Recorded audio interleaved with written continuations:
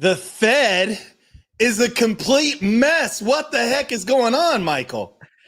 Yeah, I'm glad you opened that way because I really do. I think the Fed is a complete mess. What we saw. So what did we see, and then what should we have seen? So Right. what we were shown is the Fed voted 11-1 to cut by a quarter. Only the new member suggested we go by 50. Right. So in my opinion, the Fed wanted to show outwardly that they're in sync. They're at the hip with Powell. However, the dot plot is a complete disaster.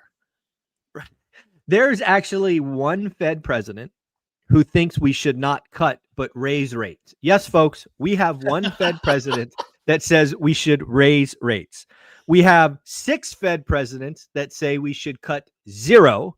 We have 9 Fed presidents that say we should cut 2 more. And we have one that says we should cut 5 more. The Fed is a complete disaster area. Well, We got raised to 5 cuts. It's almost comical that they tried to fly by us that there was an 11-1 vote. Just comical. I don't think anybody's talking about this in the headline news. Let's get into the show. So this is for Friday, September the 19th, 2025. Welcome to the Friday Financial Wrap-Up. Fed Day. Complete mess. Anything else, just kind of insights about the Fed and what is really going on, and why do you think it is that there's so much such a mess? Why? So a couple of things. I do want to acknowledge, like I always do when I'm wrong, I was wrong, right? I'm the guy that was calling for 50, and I was calling for 50 right up until the morning. They only cut a quarter. So I like being authentic and real. I was wrong.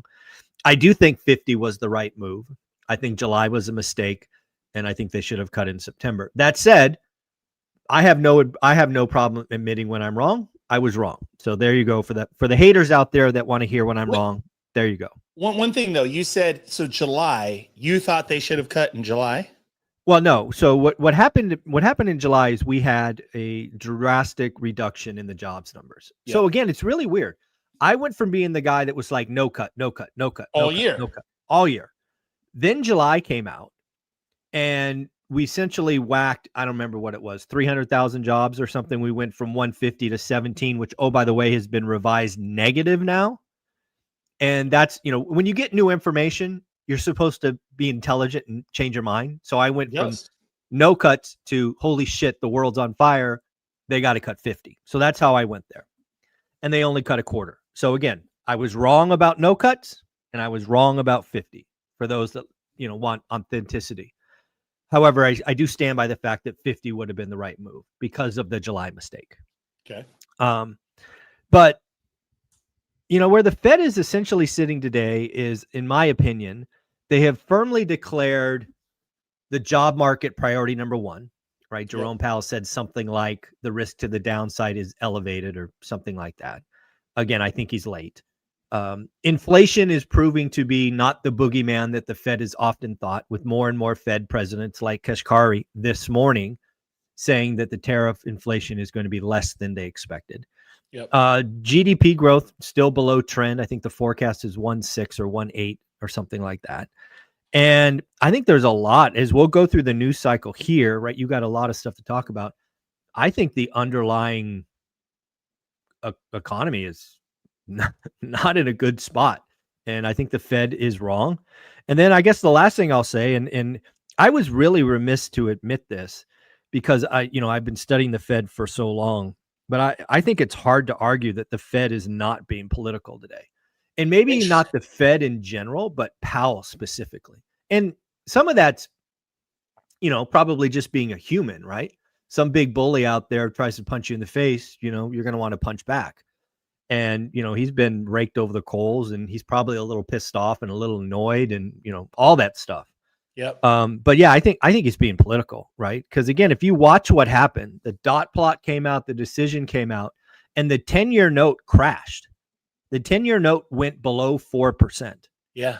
And then a half hour later or 15 minutes later, when Jerome Powell got in front of the microphone, he came out as Mr. Super Hawk, Super Pterodactyl, and rates immediately reversed, and they went up for the day, and then they went up the next day.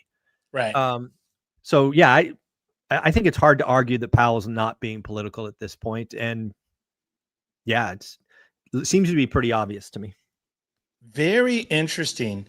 So let's talk about, and the rates were trending down for feels like 3 weeks in a row, 4 weeks in a row. I mean, felt like, 10-year mortgage was, it hit sub 4, right? For a minute. For a minute. And which was kind of I think that was, that was significant. What do you think happens with mortgage rates? What are you seeing in mortgage rates now? And what do you make of it? So I think a couple of things. Let's play this out. Let's play the whole timeline. So you're right. 2 to 3 weeks before the Fed meeting, the mortgage market was pricing in the cut already. That's what people got to realize, is the mortgage market's is gonna react long before the Fed meets. So those people expecting rates to go down after a Fed rate cut need to go back to school. That's not how it works. It was priced in. The other thing that we were seeing is banks were getting more competitive. So the spread was coming in. It's not quite back to historical norms, but it is getting tighter and tighter and tighter. Yeah. And, that's being helpful for mortgage. And again, right, they come out, and basically what happened is the dot plot. So this is the initial press release.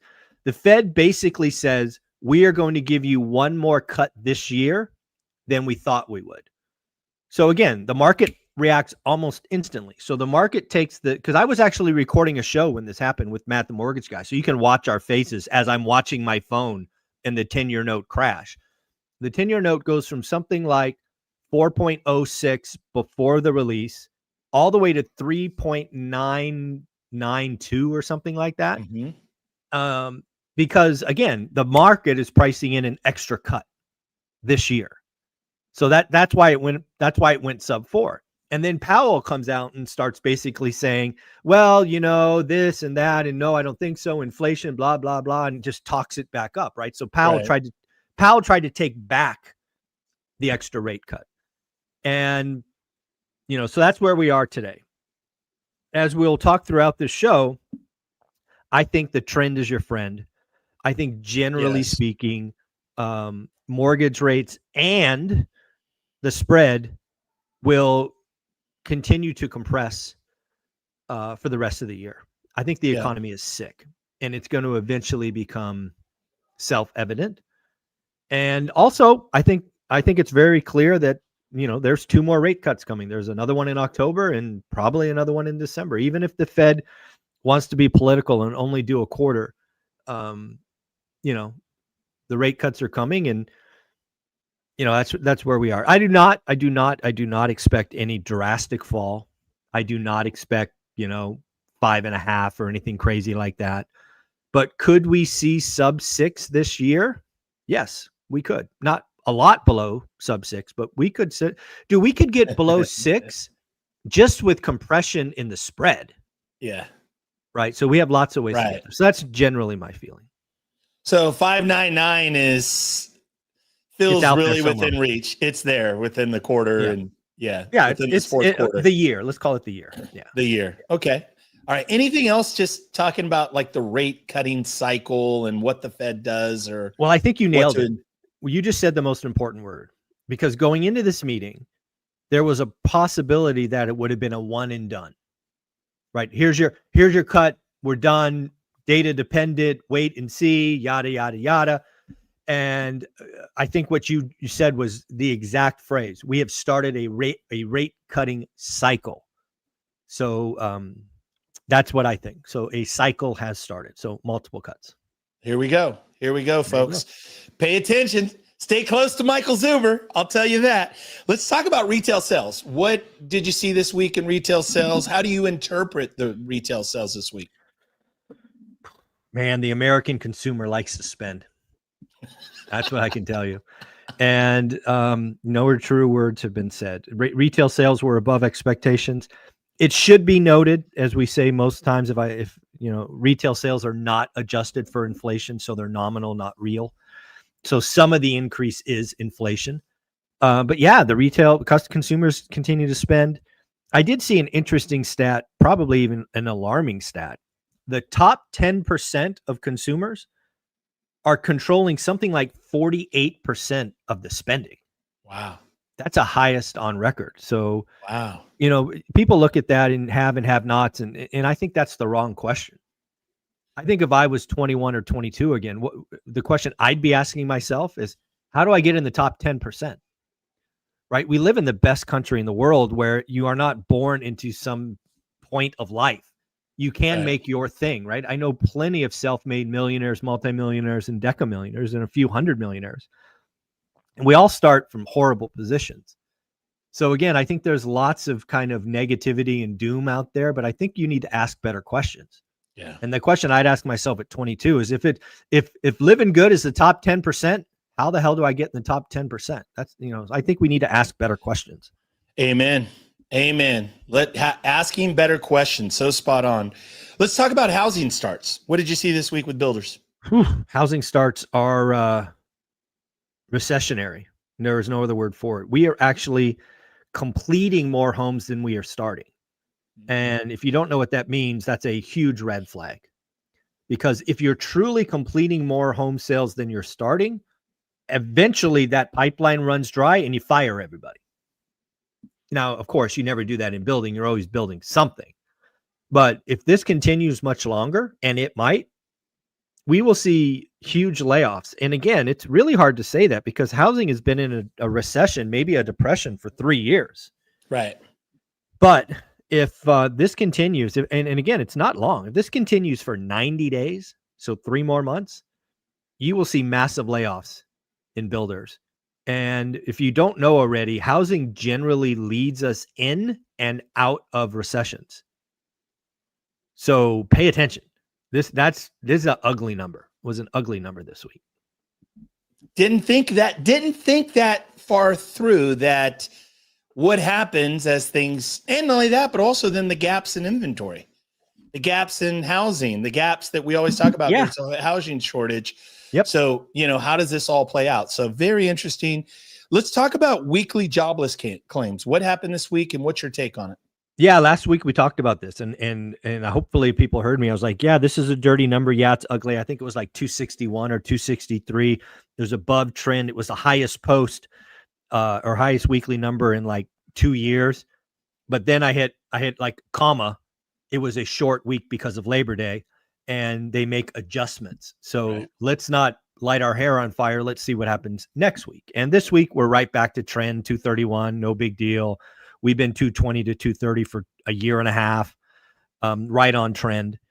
So again, you could take that 261, throw it away as a weekly number that means nothing because it was a short week with it was just a short week, and all short weeks are dirty.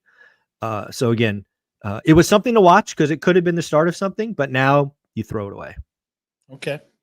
All right. Very interesting. We obviously, thank you. You keep your eye on it all the time. So thank you. Let's talk about leading economic indicators. What are you seeing right now? How is the world unfolding? Yeah, it's not really a report I generally look at, but as I get nervous about an economy or excited, right? It's one of those reports I look at for inflection points, right? What's going on in the economy? It's like, could we go lower from here or go higher? Because it really does it's one of those reports that tries to look forward as opposed to most of our reports being backwards. Like, what did we do? This one's like, what might we do? And the U.S. leading economic indicators are weak and getting weaker. I don't remember the exact number, but I think they were expecting negative 0.3 and we got negative 0.5. And we've been negative for, I think, 4 months in a row. And I think we've been negative 7 out of 8 months in a row, right? There was 1 month where we ticked up and came back. So again, no bueno, not good, man. And it's a bright yellow warning that the economy is not in a good spot. Okay. So my follow-up question off the notes, recession. How do you see, like, so I know we talked about like Zandy was, some of the talking heads and some of the experts and economists on Wall Street, Goldman Sachs, JP Morgan. What do you see, Michael Zuber? Are we headed into a recession? Are we going to see a recession fourth quarter? Are we in a recession now, the third quarter of the year? Dude, that's so I'll have to answer that 2 ways.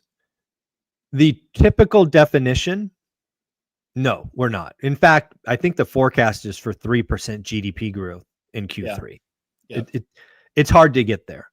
But again, where I have stood for the last 2 years is I'm trying to get people to realize that this all or nothing recession, like the GFC, like the dot-com, like the pandemic, those are not the only types of recessions you can have.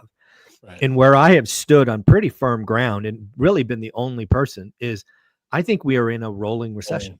Yeah. And if that's your question, then yeah, I think we've been in a rolling recession for 18, maybe 24 months. Yeah. That's what I think. Now, the history books are going to say whether I'm right. They will not call this a rolling recession for probably 5 years, to which point it doesn't freaking matter. Right. But dude, I think we're in one now. I don't know how Okay. you could not look at what's going on and not say some things are good, some things are bad, some things are good, some things are bad. And that's the definition of a rolling recession. Yeah. And so we may never even see, by true definition, 2 negative quarters of growth. That may not even happen in Q4 or Q1 in 2026, but in fact, that we'll look back historically on this and say, we're in a recession. It's just a rolling recession based on industries, based on shifts that are happening in the whole global economy is what you're saying. Is that? Yep. Okay. Yeah, exactly. Right. Okay. Let's talk about the life-changing speech, man. Tell me, break it down, bring it.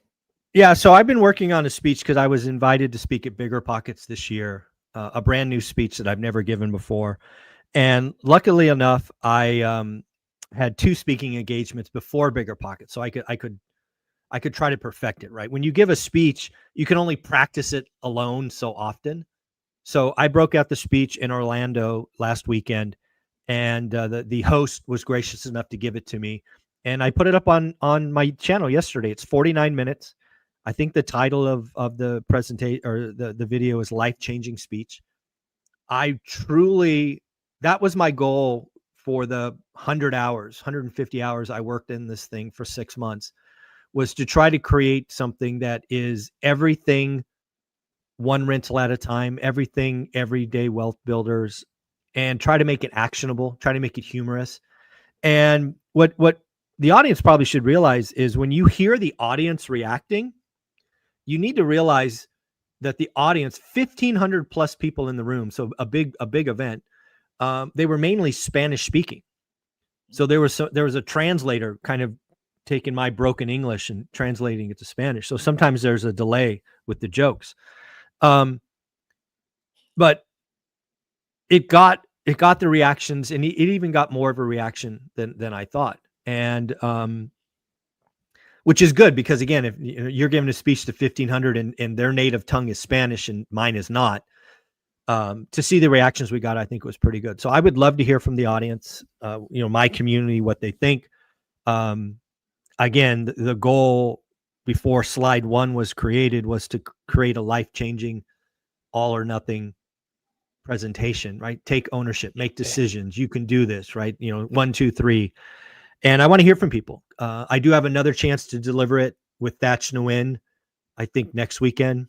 Yeah. And then right after that, Bigger Pockets. So it's go time. So I am really passionate because I really haven't done a full kind of Mike Zuber change the world presentation in 4 or 5 years.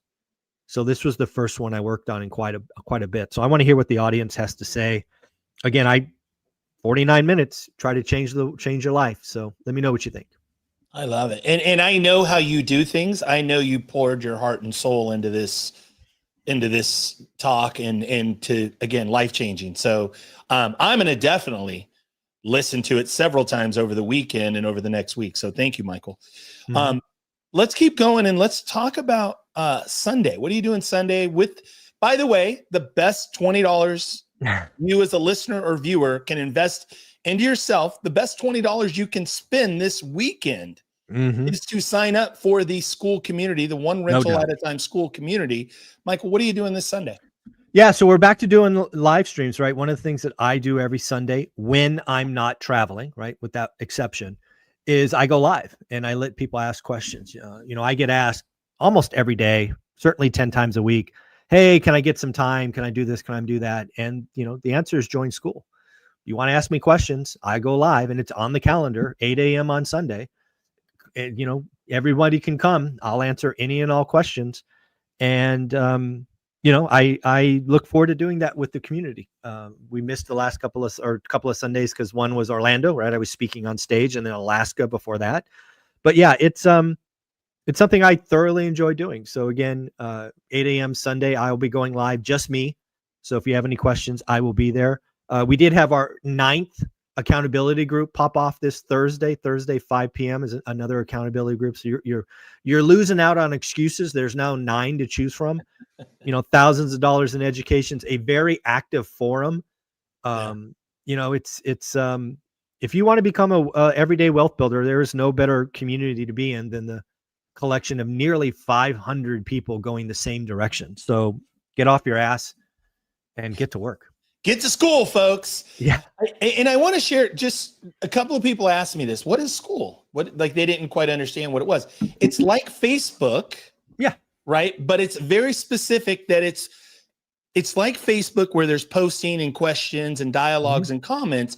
But unlike Facebook, all the negative, all the BS, all the ads, all of that, none of that is in the school community. So it's purely a community like Facebook groups, but it's all with like-minded, everyday wealth builders. Folks, it's the best $20 you can invest in yourself. It's the best $20 you'll spend this weekend. Michael, any other thoughts on school before we talk about Vegas?